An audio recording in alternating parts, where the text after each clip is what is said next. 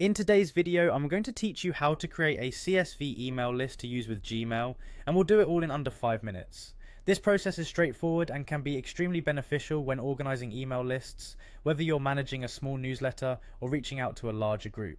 First, we'll start by heading over to Google Sheets. If you're not familiar, Google Sheets is a free cloud-based spreadsheet application that you can access via your Google account.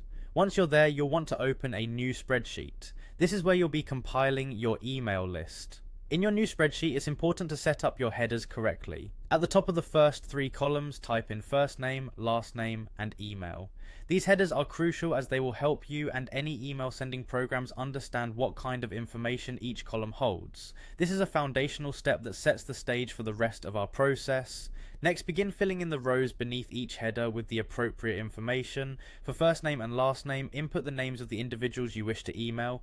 In the email column, type in their corresponding email addresses. Accuracy here is key. A small typo in an email address could result in an unsuccessful delivery. So take your time and double check your entries.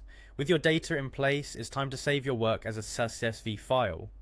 This stands for comma separated values, a simple file format that is widely recognized by most email clients, including Gmail. To do this, navigate to the top left corner of your Google Sheets and click on File. This will open a drop-down menu where you'll hover over Download.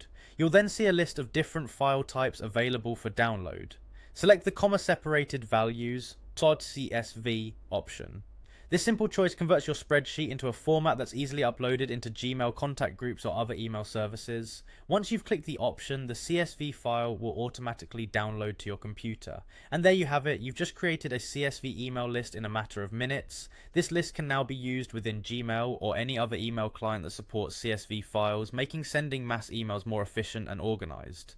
Always remember to keep your email list updated, adding or removing contacts as necessary. This method is not only time-saving, but also categorizes your contacts in a way that simplifies future email campaigns.